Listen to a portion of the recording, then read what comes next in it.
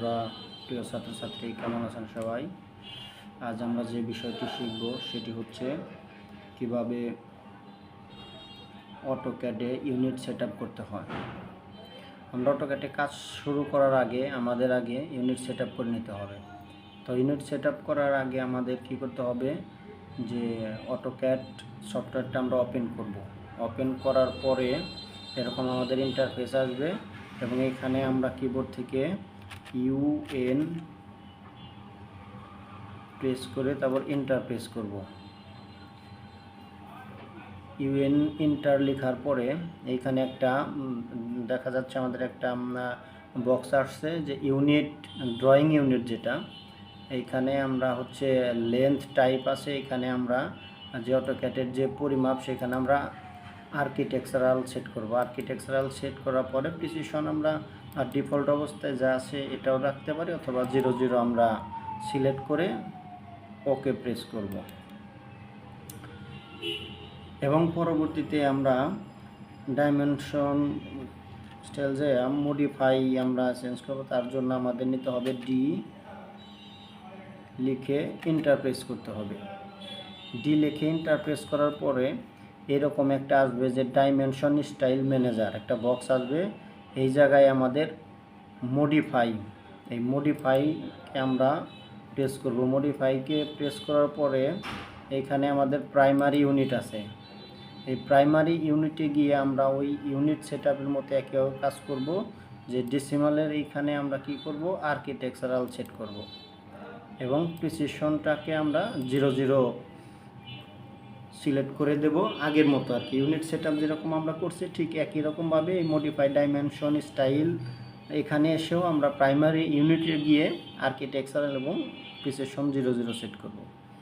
এবং লেখাগুলোকে একটু বড় করে দেখার জন্য আমরা টেক্সট হাইটটা এখানে বাড়িয়ে দেব। এখানে অনেক কম দেওয়া আছে, আমরা এখানে ডিফল্ট অবস্থায় যা আছে এখান থেকে আমরা 6 ইঞ্চি করে দিচ্ছি।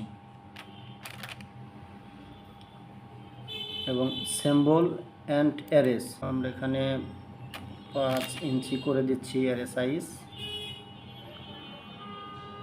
এবং এইখানে দেখেন যে দেওয়া আছে কি ফার্স্ট, এই যে অ্যারে শেড, মানে অ্যারের যে হেডটা আছে এটা আমরা কেমন দেখতে চাই সেটা এখান থেকে আমরা এখানে চেঞ্জ করে নিতে পারি। এখানে আছে ক্লোজ ফিল্ড আছে, ক্লোজড ব্ল্যাঙ্ক আছে, তারপরে আছে এখানে অনেক আছে, যে ডট আছে, শুধু ক্লোজড আছে, ওপেন আছে, অনেক ধরনের সিম্বল দিয়ে এখানে আমরা অ্যারো হেডটাকে সিলেক্ট করে নিতে পারি। তো আমাদের ডিফল্ট অবস্থায় ছিল ক্লোজড ফিল্ড, আমরা ওটাই রেখে দিলাম এবং এখানে আমরা ওকে প্রেস করব। ওকে প্রেস করার পরে এখানে আছে সেট কারেন্ট, এটা আমরা ডিফল্ট অবস্থায় দিলেও হবে, অথবা দেওয়ার পর সেট কারেন্ট প্রেস করার পর আমরা ক্লোজে প্রেস করব। তাহলে আমাদের কি হয়ে গেছে, যে অটোক্যাডে আমাদের প্রথম অবস্থায় কাজ শুরু করার সময় যে পেজটাকে সেট করে নিতে হয়, ইউনিট সেট করে নিতে হয়। পেজটা সেট হয়েছে কি না তার যদি একটু প্রুফ চাই, যেমন আমরা একটা লাইন টেনে দেখি, যে একটা লাইন নিচ্ছি আমরা, নিয়ে এইদিকে আমি যাচ্ছি, যে এই বরাবর আমাদের হচ্ছে 20 ফিট একটা রেখা দরকার। তাহলে আমি 20 ফিট মাপ দেওয়ার পর এন্টার প্রেস করব, ডাবল এন্টার প্রেস করব। তারপরে দেখেন এখানে আমাদের কি হচ্ছে, এই যে UCS যেটা আইকন আছে এটা আমাদের কি ডিস্টার্ব করছে। তো এটাকে আমরা ফিক্সড করে নেব। আমরা দুইভাবে ফিক্সড করতে পারি, ওই ভিউ গিয়ে, অথবা আমরা সরাসরি কন লিখব, যে UCS আইকন লেখার পরে এন্টার প্রেস করার পরে এন লিখে এন্টার প্রেস করব, তাহলে এটা ফিক্সড হয়ে যাবে আর আমাদের এরকম ড্রয়িংয়ে ডিস্টার্ব করবে না।